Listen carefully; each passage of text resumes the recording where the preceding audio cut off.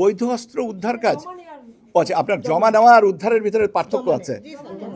এটা যদি ভালো কথা, এটা যদি আমি নির্বাচন কমিশনে বলবো যে আপনারা অনেকেই মনে করেন যে এটা আমি বলবো, এবং সেটা এবং ইউজুয়ালি এটা তো নেওয়া হয় না, খুব মানে নির্বাচনের একটা নির্দিষ্ট সময়ের আগেই এটা নেওয়া হয় ভোট গ্রহণের। সেটা পাশাপাশি যদি এটা আপনাদের পয়েন্ট, আমি I will share it with the commission. স্বরাষ্ট্র মন্ত্রণালয়ের সাথে কি আপনাদের এই বিষয়ে আলোচনা আমি তো বললাম যে স্বরাষ্ট্র জমা নেবার কথা, সেখানে কেন আপনি তো একই প্রশ্ন তো আবার দ্বিতীয়বার করলেন, এবং আমি তো প্রশ্নের উত্তরটা আপনাকে দিয়েছি আগে, যে স্বরাষ্ট্র মন্ত্রণালয়ের উপদেষ্টা মহোদয় যে কথাটা বলেছেন আমার সাথে বা আমাদের সাথে কারোর সাথে আলোচনা হয়েছে এটা নেই। কাজে এটার ব্যাখ্যা যদি প্রয়োজন হয় তার মাননীয় স্বরাষ্ট্র উপদেষ্টাই এটা ভালো ব্যাখ্যাটা দিতে পারবে। ইউরোপিয়ান ইউনিয়ন, আমাদের মিনিস্ট্রি অফ ফরেন অ্যাফেয়ার্স এবং ইলেকশন কমিশনের ভিতরে একটা সম্পাদিত হচ্ছে, এবং তার আলোকে ইউরোপিয়ান ইউনিয়ন আমাদের কাছে একটা তারা নির্বাচনে কার্যক্রম পর্যবেক্ষণের জন্য একটা ডেলিগেশন পাঠাবেন। এখনও পর্যন্ত ডেলিগেশনের শুধুমাত্র লিডার অফ দ্য ডেলিগেশনের নামটা পেয়েছি। ওনার নাম হচ্ছে আইভার্স ইজাপস। উনি member of the EU parliament. He will lead the EU delegation mission, যেটা অবজারভেশন মিশন, যেটা বাংলাদেশে আসবেন।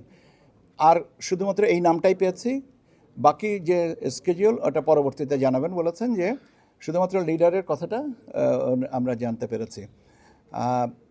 আনুমানিক আমাকে যেটা ধারণা দেওয়া হয়েছে, বিভিন্ন সময়ে over the period of time 175 থেকে 200 জনের মতন আসবেন, এটা আমাকে ধারণা দেওয়া হয়েছে। এখন কে আগে আসবেন, তাদের সংখ্যা কত, তাদের কি দেখবেন, তাদের সাথে পরবর্তীতে কেউ জয়েন করবেন কিনা, এই সম্পর্কে কোনো প্রস্তাবনা এখনো পর্যন্ত জানি না। শুধুমাত্র এই নামটাকেও আমি পেয়েছি, আর আমাকে ধারণা দেওয়া হয়েছিল যে 175 থেকে 200 জনা পর্যবেক্ষক আসবেন। আর ওনারা আমাদের সাথে যে একটা ত্রিপক্ষীয় চুক্তি হয়েছে, সেই চুক্তির আওতায় তাদেরকে আমরা এখানকে ফ্যাসিলিটিস প্রোভাইড করব, তাদের যাতায়াত এবং তাদের চলাফেরা ইত্যাদি ইত্যাদি।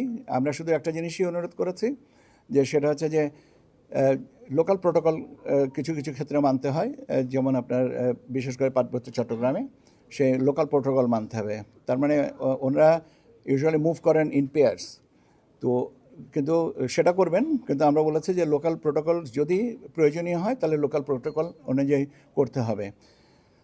আর ওনারা কিছু ওনাদের ইকুইপমেন্ট অ্যাক্সেসরিজ এখানে নিয়ে আসবেন, সেগুলো ফেরত নিয়ে যাবেন, সেরকম একটা ডিক্লারেশন আসার সময় ওনারা দিয়ে যাবেন, অথবা আমাদেরকে দিয়ে যাবেন।